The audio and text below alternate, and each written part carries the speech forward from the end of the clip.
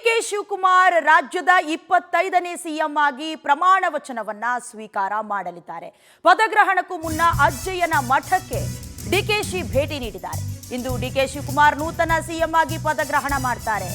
ಪದಗ್ರಹಣಕ್ಕೂ ಮುನ್ನ ಅಜ್ಜಯ್ಯನ ಮಠಕ್ಕೆ ಡಿಕೆಶಿ ಭೇಟಿ ನೀಡಿದ್ದಾರೆ. ನಾಗರಬಾವಿಯಲ್ಲಿರ ಅಜ್ಜಯ್ಯನ ಮಠಕ್ಕೆ ಭೇಟಿ ನೀಡುವ ಸಾಧ್ಯತೆ. ತಡರಾತ್ರಿ 2 ಗಂಟೆ 30 ನಿಮಿಷದವರೆಗೂ ಅಜ್ಜಯ್ಯನ ಮಠದಲ್ಲೇ ಪ್ರಾರ್ಥನೆ ಸಲ್ಲಿಸಿದ್ರು. ಅಜ್ಜಯ್ಯನ ಮಠದಲ್ಲೇ ಇದ್ದ ಡಿಕೆ ಶಿವಕುಮಾರ್ ಹಾಗೆ ಅವರ ಸಹೋದರ ಡಿಕೆ ಸುರೇಶ್ ಇಂದು ಮತ್ತೆ ಅಜ್ಜಯ್ಯನ ಮಠಕ್ಕೆ ಭೇಟಿ ನೀಡ್ತಾರೆ ಡಿಕೆ ಶಿವಕುಮಾರ್. ಈಗಾಗಲೇ ವಿಧಾನಸೌಧಕ್ಕೆ ಸಿಎಂ ಕಚೇರಿ ಇರುತ್ತಲ್ಲ, ಅಲ್ಲಿಗೂ ಕೂಡ ಅವರ ಧರ್ಮಗುರುಗಳು ಹೋಗಿ ಎಲ್ಲ ವಾಸ್ತು ಪ್ರಕಾರ ಸರಿಯಾಗಿದೆಯಾ ಎಲ್ಲವನ್ನ ನೋಡಿಕೊಂಡು ನೊಣವಿನಕೆರೆ ಅಜ್ಜಯ್ಯನ ಫೋಟೋವನ್ನು ಕೂಡ ಆ ವಾಸ್ತುವಿನ ಪ್ರಕಾರ ಈಗಾಗಲೇ ಜೋಡಿಸಿದ್ದು ಆಗಿದೆ, ಬಂದಿದ್ದು ಆಗಿದೆ. ಬಹಳ ಸಾಫ್ಟ್ ಕಾರ್ನರ್ ಹಿಂದುತ್ವ ಉಳ್ಳಂತಹ ಡಿಕೆ ಶಿವಕುಮಾರ್ ಬಹಳಷ್ಟು ಟೆಂಪಲ್ ರನ್ ಮಾಡಿದ್ರು.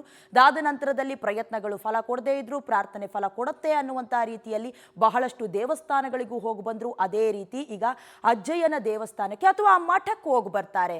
ಅವರ ಜೊತೆಗೆ ಅವರ ಸಹೋದರ ಸುರೇಶ್ ಅವರು ಕೂಡ ಬೆಂಬಲವಾಗಿ ಸಾಥ್ ನೀಡಿದ್ರು. ಜೊತೆಗೆ ಇವತ್ತು ಕೂಡ ಪದಗ್ರಹಣದಕ್ಕೂ ಮುಂಚಿತವಾಗಿ ಮಠಕ್ಕೆ ಹೋಗ್ತಾರೆ ಅನ್ನುವ ಮಾಹಿತಿ ಸಿಗ್ತಾ ಇದೆ.